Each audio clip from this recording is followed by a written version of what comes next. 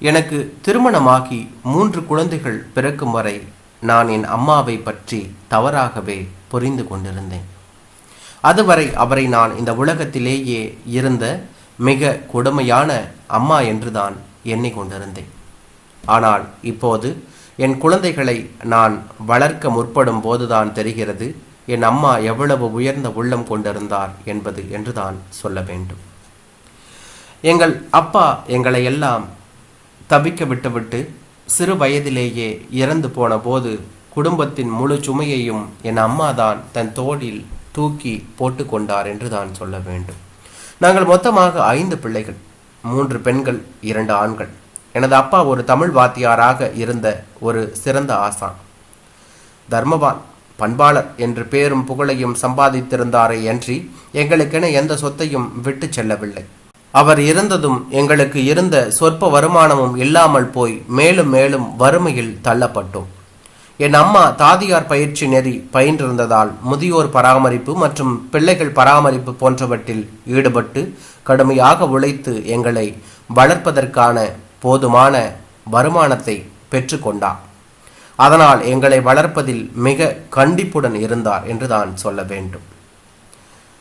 மற்ற பிள்ளைகள் ஐஸ்கிரீமும் சாக்லேட்டும் கேட்டு வாங்கி தின்றபோது எங்கள் வாய்களில் கடலை கொட்டைகளையும் தானிய உருண்டைகளையுமே அள்ளி திணித்தார். அவற்றில் கூட இனிப்பு குறைவாகவே போடப்பட்டிருக்கும். எல்லா பிள்ளைகளும் கொக்கோ கோலா, ஃபேண்டா, மிரிண்டா என்று குலுக்கி குலுக்கி நுரை பொங்க குடித்த போது அவையெல்லாம் நஞ்சு என்று ஒதுக்கி தள்ளிவிட்டு எங்களுக்கு மட்டும் பசும்பாலை கெட்டியாக காய்ச்சி குடி குடி என்று குத்தாமல் குத்துவார். இது எனக்கு மட்டுமல்ல, என் தம்பி தங்கச்சிகளுக்கும் அப்படிதான் என்று தான் சொல்ல வேண்டும். எங்கள் அம்மா நாங்கள் எங்கு போனாலும் அதனை அவதானித்து எங்கள் நடமாட்டங்களை அவர் கண்ணுக்குள்ளேயே வைத்திருப்பார். எங்களை அவர் சங்கிலி போட்டு கட்டி வைத்திருக்கிறார் போலவே நாங்கள் உணர்ந்தோம் என்று தான் சொல்ல வேண்டும்.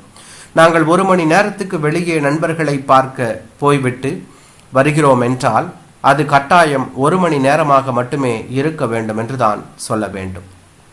1 மணி நேரம் முடிந்து 1 நிமிடம் தாண்டினால் கூட அதற்கு பதில் சொல்லியே ஆக வேண்டும். நாங்கள் எப்போதும் அம்மாவுக்கு பிடித்ததை மட்டுமே செய்தோமே அன்றி ஒருபோதும் எங்களுக்கு பிடிக்காததை செய்ய முடிந்ததில்லை என்று தான் சொல்ல வேண்டும். நாங்கள் ஏதும் தவறு செய்தால் முதுகு தோலை உரித்து உப்பு கண்டம் போட்டு விடுவேன் என்று மிரட்டுவார். அப்பா இறந்த பின்னர் அவர் இடுப்புக்கு கட்ட பயன்படுத்திய ஒரு தடித்த தோளாலான இடுப்பு பட்டியை உருண்டையாக சுருட்டி முன்னறையில் கதவுக்கு பக்கத்தில் ஒரு ஆணி அடித்து எங்கள் கண்களில் படும்படி வைத்திருந்தார். அதை எடுத்து எங்கள் முதுகில் அடித்தால் எங்கள் முதுகு தோல் உரிந்துவிடும் என்ற பயம் எப்போதும் எங்களுக்கு இருந்து கொண்டே இருக்கும். ஆனால் நல்ல வேளையாக அதனை பயன்படுத்தும் சந்தர்ப்பத்தை அவருக்கு நாங்கள் வழங்கவே இல்லை என்றுதான் சொல்ல வேண்டும். நாங்கள் ஒவ்வொரு நாளும் குளித்து முகம் கை கால் கழுவி சுத்தமாக இருக்க வேண்டும் என்பதிலும் சுத்தமான சலவை செய்த ஆடை அணிகள் அணிய வேண்டும் என்பதிலும் கண்டிப்பாக இருந்தார். அவருக்கு தையற்கலை தெரிந்திருந்ததால் அவர் தைத்த துணிகளையே நாங்கள் எப்போதும் அணிந்தோம் என்றுதான் சொல்ல வேண்டும். அதனால் நாங்கள் விதவிதமாக அணிய முடியவில்லையே என்ற ஆசையை அடக்கி கொள்ள வேண்டியிருந்தது. அவர் தன் வருமானத்தை மிச்சம் பிடித்து மிகச் சிக்கனமாக வாழ வேண்டியிருந்ததாலேயே அப்படி செய்தார் என்பது எங்களுக்கு விவரம் தெரிய வந்த பிறகுதான் புரிந்தது என்றுதான் சொல்ல வேண்டும். நாங்கள் இரவு சரியாக 8 மணிக்கெல்லாம் நித்திரைக்கு சென்றுவிட வேண்டும் என்றும் காலையில் 6 மணிக்கு எழுந்துவிட வேண்டும் என்றும் சட்டம் விதிக்கப்பட்டு இருந்தது. நாங்கள் பாடசாலைக்கு செல்லாத சனி ஞாயிறு நாட்களிலும் கூட இந்த சட்டம் அமலில் இருந்தது. லீவு நாட்களில் மற்ற பிள்ளைகள் 10-11 மணி வரைக்கும் கூட நித்திரை கொள்கிறார்களே, எம்மால் அப்படி செய்ய முடிவதில்லையே என்ற ஏக்கம் நீண்ட நாட்கள் வரை எங்கள் மனதில் இருந்தது. அதே போல எங்களை வேலை வெட்டி இல்லாமல் சும்மா இருக்கவும் அனுமதிக்க மாட்டார். நாங்களே எங்கள் அழுக்கடைந்த உடுப்புகளை கழுவி துவைத்து ஸ்திரிகை செய்ய வேண்டும். படுக்கை விரிக்கவும் மடிக்கவும் வேண்டும். பண்டம் பாத்திரங்களை கழுவ வேண்டும். வீட்டை கூட்டி அந்தந்த பொருட்களை அந்தந்த இடத்தில் வைக்க வேண்டும். சமைக்கும் போது உதவ வேண்டும். இப்படி வீட்டு காரியங்களை செய்ய பழக்கப்பட்டோம் என்றுதான் சொல்ல வேண்டும். நாங்கள் எந்த காரணத்தை முன்னிட்டும் உயிர் போகிற காரியம் என்றாலும் கூட பொய் பேசக்கூடாது என்பதில் அம்மா மிக தீவிரமாக கவனம் செலுத்தினார் என்றுதான் சொல்ல வேண்டும். எங்கள் பாடசாலை பிள்ளைகள் எத்தனையோ முறை காய்ச்சல், தலைவலி என்று பொய் கூறி பாடசாலைக்கு போகாமல் கட்டடித்து உள்ளார்கள் என்பது எமக்கு தெரியாததல்ல. ஆனால் நாங்கள் எங்கள் வாழ்நாளில் ஒரு தடவை கூட அப்படி சொல்லி பாடசாலைக்கு போகாமல் இருந்ததே இல்லை.